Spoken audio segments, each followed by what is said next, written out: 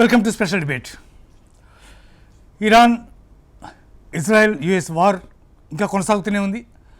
కానీ ట్రంప్ ఇచ్చినటువంటి స్టేట్మెంట్స్ కనుక చూస్తుంటే దాదాపు యుద్ధం ముగిసిపోతుందా అనేటటువంటి పరిస్థితి నెమ్మదిగా ఏర్పడుతున్నట్టుగా కనిపిస్తోంది. అయితే ఇక్కడ చెప్పుకోవాల్సింది ఏంటంటే ఇరాన్ ప్రధానంగా తన యొక్క లక్ష్యాలని కొన్నిటిని మార్చుకుంది. ముఖ్యంగా యుఎస్ యూకే సంబంధించినటువంటి సైనిక శక్తికి ఒక ఆధారంగా ఉన్నటువంటి డియాగో గార్షియా అనేటటువంటి చోట దాడికి ప్రయత్నం చేసింది. ఒక మిసైల్ సాంకేతిక కారణాల వల్ల పనిచేయలేదు, మరొక మిసైల్ని అడ్డుకోవడం జరిగింది. ఆ తర్వాత ఇరాన్ ఇచ్చినటువంటి స్టేట్మెంట్స్లో ప్రధానంగా ఈ నుంచి మేము సివిలియన్ సెంటర్స్ని, ముఖ్యంగా భారీగా ఉన్నటువంటి పార్క్స్ లేకపోతే అమ్యూజ్మెంట్ ప్లేసెస్ ఇట్లాంటి చోట అటాక్ చేస్తామని ఇరాన్ ఒక స్టేట్మెంట్ ఇచ్చింది. ఒకవైపు ఏమో ట్రంప్ దాదాపు యుద్ధం ముగింపు తీసుకొచ్చేసిందని చెప్తున్నాడు, ఇరాన్ ఏమో ఇటువంటి స్టేట్మెంట్స్ ఇస్తోంది. అసలు ఏం జరుగుతోంది, ఇది ఎప్పుడు ఎండ్ అవుతుంది, అసలు ఏంటి పరిస్థితి తెలుసుకునే ప్రయత్నం చేద్దాం. మనతో పాటు ప్రముఖ అంతర్జాతీయ జాతీయ విశ్లేషకులు పెంటపాటి పుల్లారావు గారు మనతో ఉన్నారు జూమ్ ద్వారా. వారితో మాట్లాడి దీనికి సంబంధించిన అంశాలు తెలుసుకునే ప్రయత్నం చేద్దాం. పుల్లారావు నమస్కారం. నమస్కారం అండి సార్. ఇవాటి పరిస్థితులు కనుక చూస్తే, ఇవాళ డెవలప్మెంట్స్, డియాగో గార్షియా మీద అటాక్ చేసింది ఇరాన్.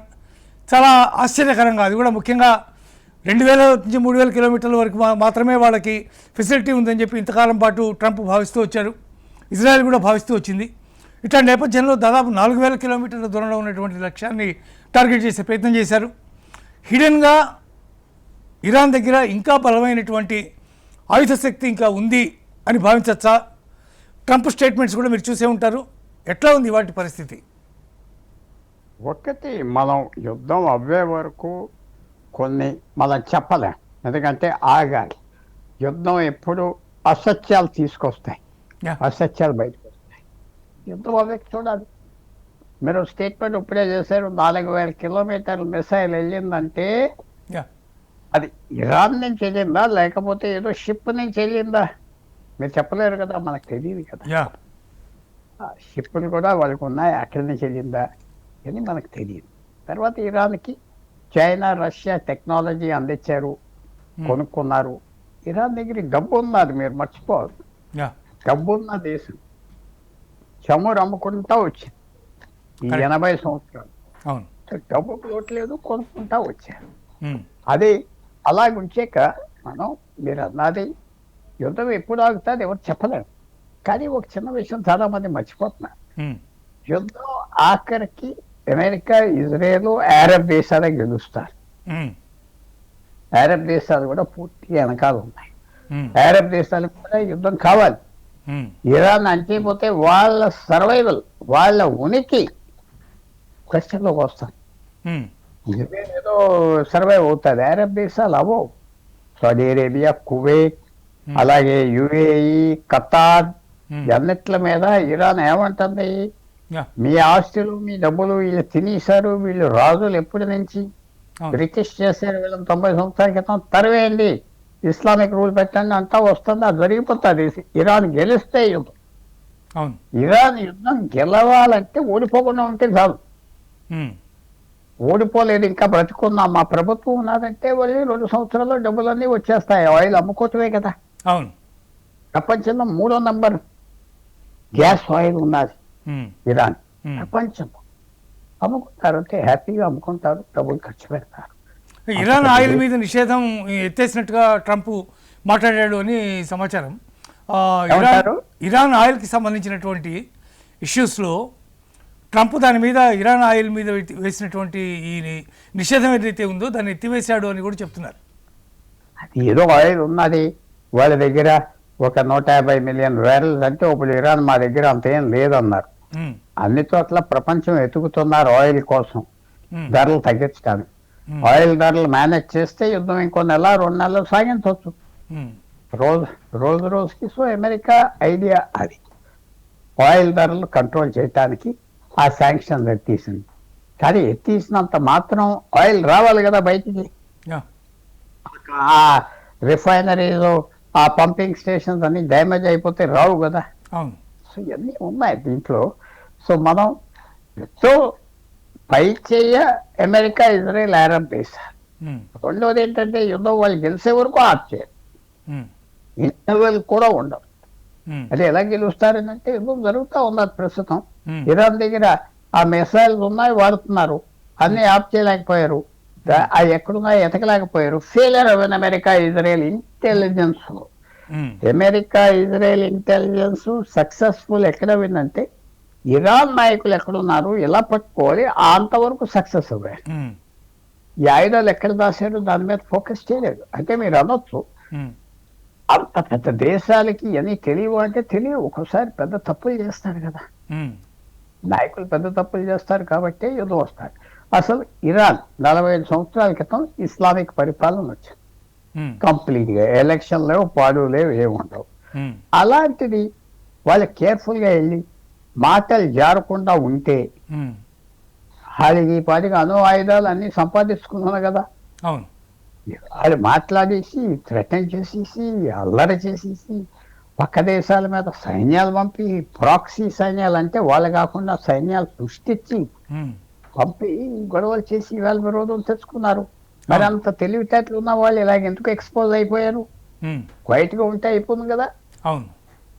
అలాగే రష్యా కూడా ఏదో ఒకటి చేస్తా వారం రోజుల్లో యుక్రెయిన్ యుద్ధం 4 సంవత్సరాలు పోరాడి పరువు, ప్రెస్టీజీ, ఆస్తి అంతా పోయింది కదా. అవును. పెద్దవాళ్ళు కూడా తప్పులు చేస్తారు. మనకి ఎవరు తప్పు చేశారు ఈ యుద్ధంలో అప్పుడే తెలియదు. కానీ అందరూ అనుకున్నట్టుగా నేను అనుకోవట్లేదు. నేను చదివిన దాన్ని బట్టి, నేను చూసిన దాన్ని బట్టి మెల్లిగా వీళ్ళే పై వచ్చే వస్తారు.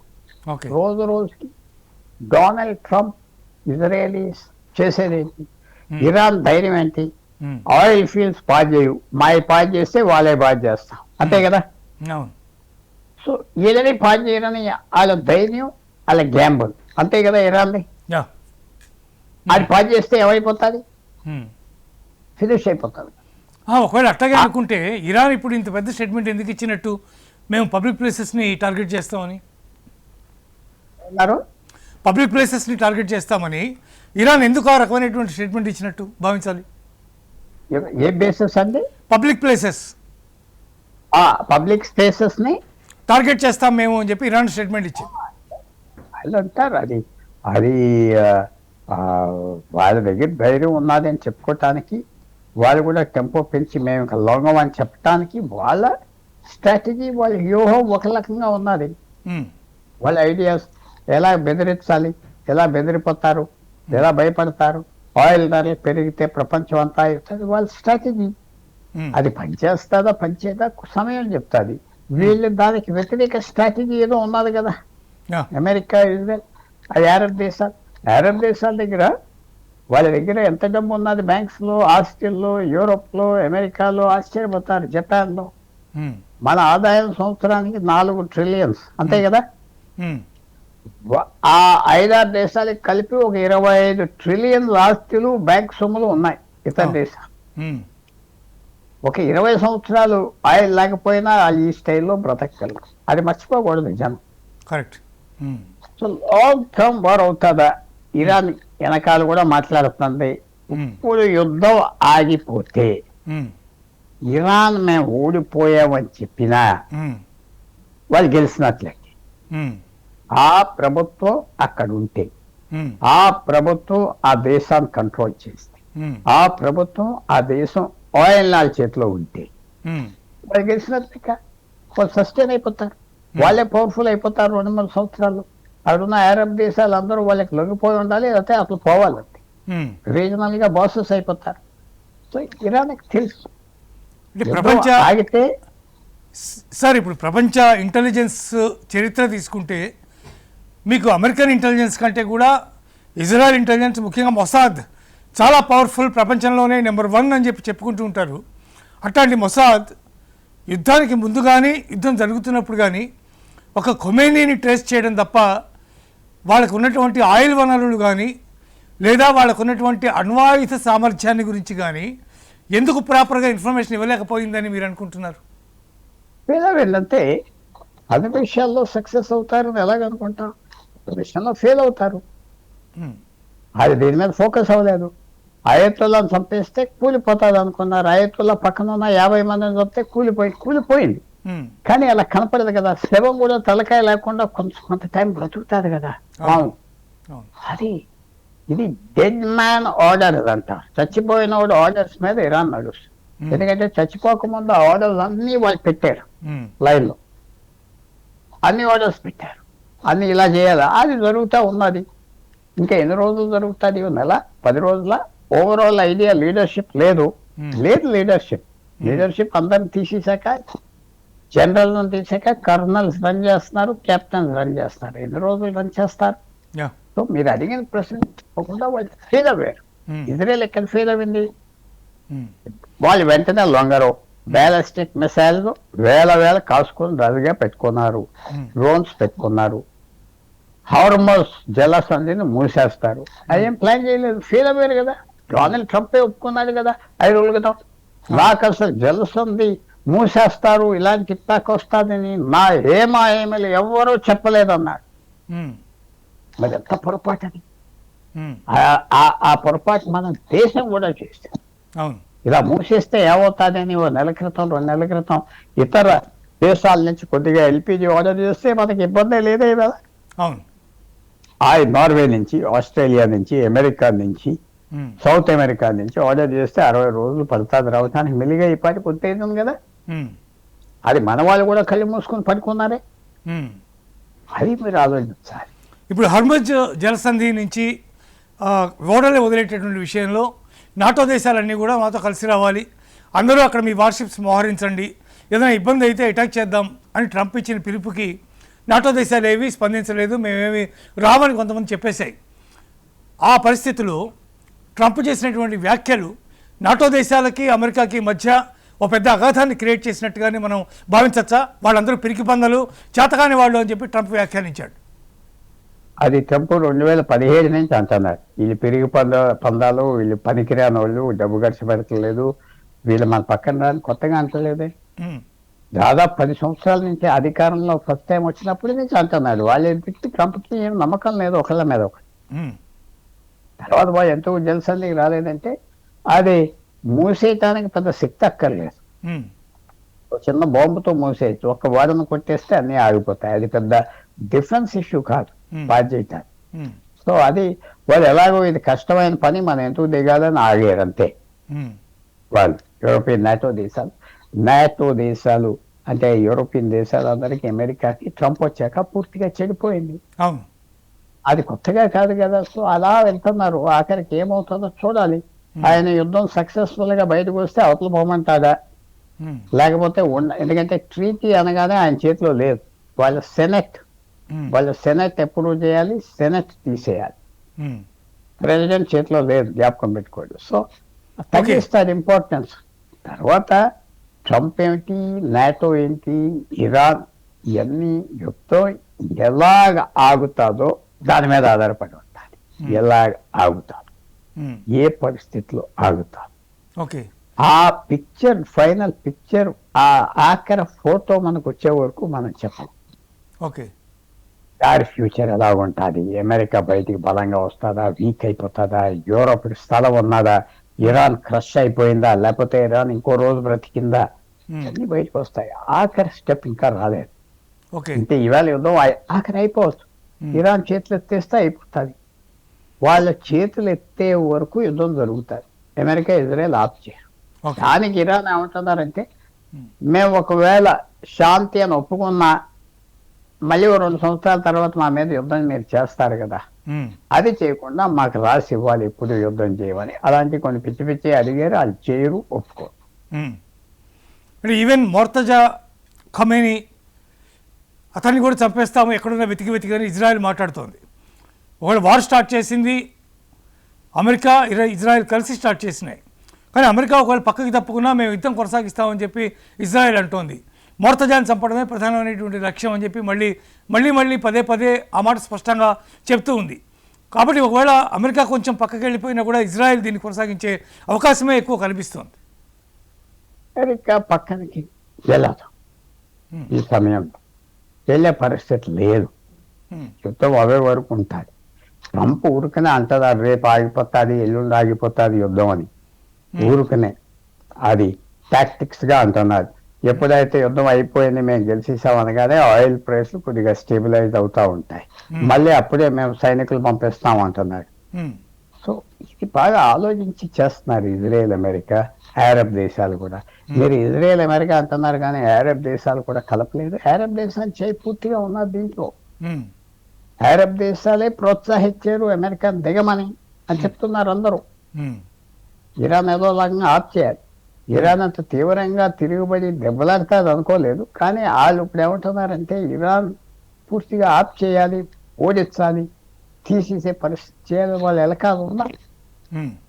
అమెరికా, ఇజ్రాయెల్, అరబ్ దేశం అందరూ కలిసి. ఓకే, ఒకవేళ అట్లాగే కనుక ఒకవేళ అనుకుంటే దుబాయ్ దాదాపు చాలా నష్టపోయింది, చాలా తీవ్రంగా నష్టపోయింది. పర్యాటక రంగం పూర్తిగా దెబ్బతిన్నది, విమానాలన్నీ ఖాళీగా ఉన్నాయి. ఇటువంటి పరిస్థితి ఆల్రెడీ దుబాయ్కి ఏర్పడింది. ఈవెన్ ఇరాన్ ఖతర్ మీద చాలా భారీ ఎత్తున దాడి చేసింది. At the same time Kuwait మీద కూడా ఉన్నటువంటి రిఫైనరీస్ మీద కూడా దాడి చేసింది చాలా భారీగా. కాబట్టి రిటాలియేషన్ అనేది న్యాచురల్గా అన్ని అరబ్ కంట్రీస్ నుంచి మళ్ళీ రావాలి కదా ఆటోమేటిక్గా. అట్లాంటప్పుడు ట్రంప్ నేను ఎట్లా విరమిస్తానని చెప్పగలుగుతున్నాడు? అలా కాదు, మీరు చెప్పింది నాకు ఏమర్థం ఏంటంటే ఇరాన్ అటాక్ చేసింది. ఆఖరి మాట ఏంటంటే మీరు అన్నది లాస్ట్ సెంటెన్స్ మీరేమన్నారు? వాళ్ళు ఒకవేళ ఇప్పుడు ఇరాన్ కనుక ఖతార్ మీద, కువైట్ మీద, దుబాయ్ మీద ముఖ్యంగా అంత భారీగా దాడి చేసి ఎక్కడా పర్యాటకులు అనేవాళ్ళు లేకుండా చేసినటువంటి పరిస్థితి ఏర్పడింది ప్రస్తుతం ఉన్నటువంటి సిచ్యువేషన్లో. అట్లాగే ఖతార్ మీద దాడి చేసినటువంటి ఆయిల్ ప్లేసెస్ ఏవైతే ఉన్నాయో చాలా బలమైనటువంటి ప్లేసెస్ అవి. అటువంటి చోట దాడి చేసింది ఇరాన్. ఇట్లాంటి నేపథ్యంలో ట్రంప్ ఒకవేళ నేను విరమించుకుంటాను యుద్ధం అని కనుక అంటే ఈ అరబ్ దేశాలన్నీ దాన్ని సపోర్ట్ చేస్తాయా? ట్రంప్ విరమించుకున్నానంటే ఆ దేశాలు, ఆ నాయకులు అందరూ పారిపోతారు అక్కడి నుంచి. ఆల్రెడీ పారిపోయారు, ఎక్కడో దాక్కున్నారు. వాళ్ళు ప్యాలెసెస్ లో లేరు, ఈజిప్ట్ లో ఎక్కడో ఉన్నారని అందరూ అనుకుంటున్నారు. బాంబులు నెత్తి మీద పడతాయేమో అని. అది అక్కడ లేరు. కానీ అది ఎందుకు చేస్తుంది అమెరికా? చేయదు. ఈ యుద్ధం ఇంకా ఇంకా ఇంకా పెంచుతారు, ఎక్కువ వెళ్తాది అంతే. ఇది అలా ఆగిపోయే యుద్ధం కాదు. ఏదో రకంగా వాళ్ళు సాధించేమని వచ్చే వరకు వెళ్తారు. ఓకే, అది తప్పదు. ఎందుకంటే లేకపోతే ఈ అరబ్ స్టేట్స్ అన్నీ కరిగిపోతాయి, ఇసుకలో నీరు పోయినట్టుగా పోతారు అంతే. వాళ్ళు ఎంత వదులుకుంటారు? వాళ్ళ జీవితాలు చేతిలో పెట్టుకున్నారు. ఖతార్, సౌదీ అరేబియా అది భారతదేశానికి ఏం స్నేహితులు కాదే, మనకేం స్నేహితులు కాదు. పాకిస్తాన్ సపోర్ట్ చేస్తున్నారు, డబ్బు ఇస్తున్నారు, నిలబెడుతున్నారు, ప్రేమిస్తున్నారు, మంచి సంబంధాలు ఉన్నాయి అంతే. ఓకే, సో ఈవేళ అక్కడ జరిగే యుద్ధం మన భారతదేశం నుంచి చూస్తే మన యుద్ధం కాదు అది. ఓకే, మన యుద్ధం కాదు అది. ఇంకోటి దెబ్బలాడుతున్నారు. వాళ్ళు మన స్నేహితులు కాదని చెప్తారు, విరోధులు కాకపోయినా. ఇరాన్ అధ్యక్షుడు పెజెష్కిన్తో నరేంద్ర మోడీ మాట్లాడారు కొద్దిసేపటి క్రితం. ఆ మాట్లాడి ఆయనకి తమ యొక్క సానుభూతిని, అట్ ద సేమ్ టైం మద్దతుని అవన్నీ కూడా తెలియజేశారు. శాంతి అనేది యుద్ధాల వల్ల రాదని మరి ఒకసారి రీటరేట్ చేశారు. భారతదేశం ఖచ్చితంగా శాంతిని కోరుకుంటోంది. ప్రపంచ దేశాలన్నీ శాంతిగా ఉండాలి డెఫినెట్గా, అందులో మీ దేశం కూడా అలాగే ఉండాలని మేము కోరుకుంటున్నాం.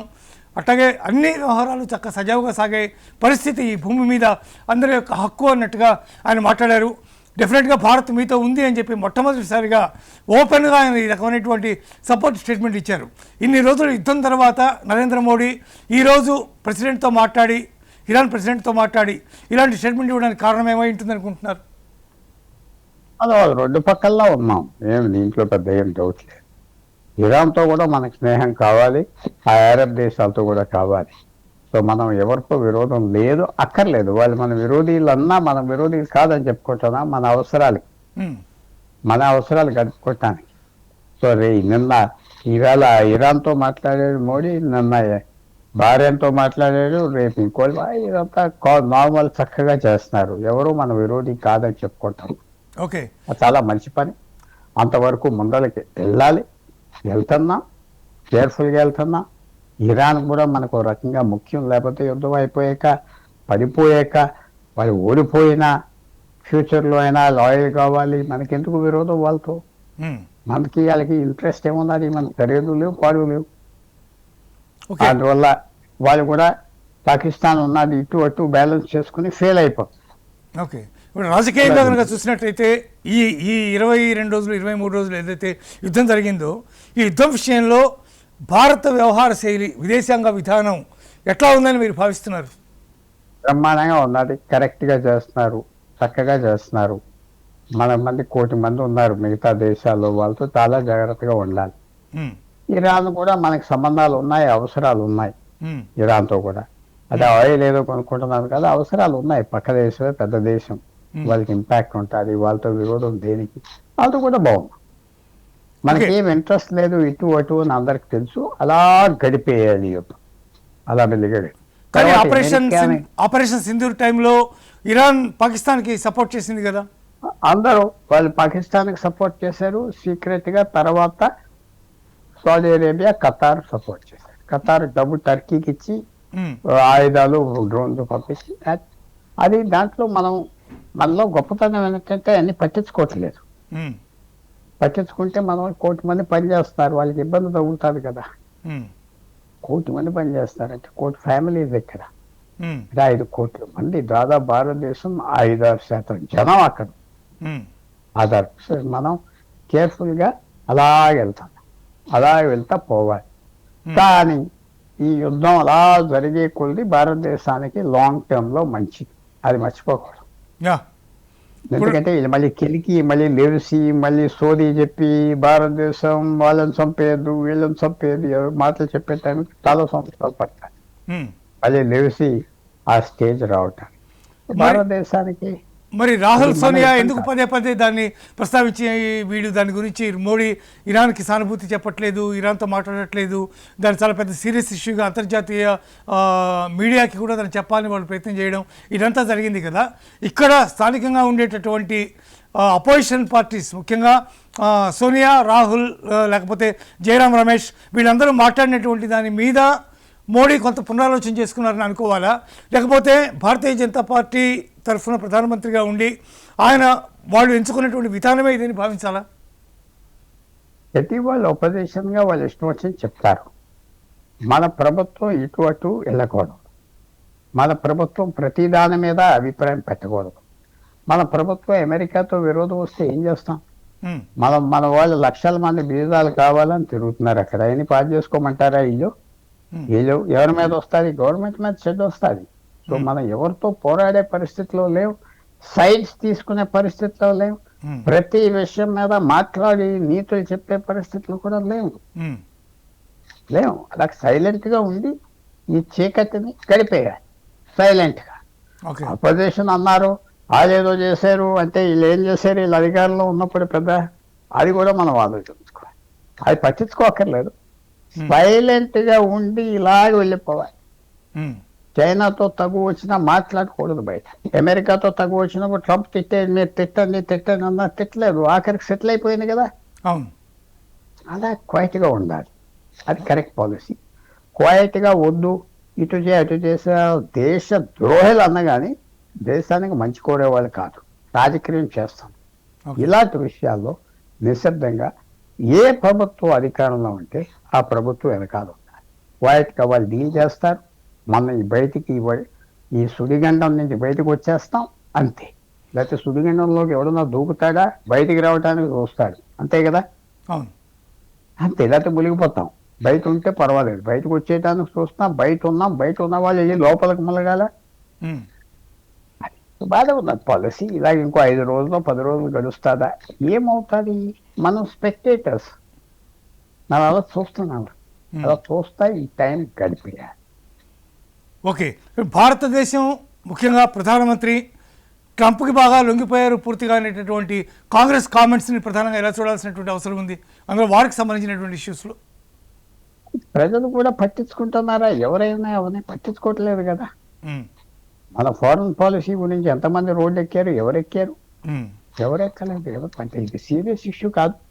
మన ఇంట్రెస్ట్ అరబ్ దేశాలతో ఉన్నది, 1 కోటి మంది ఉన్నారు.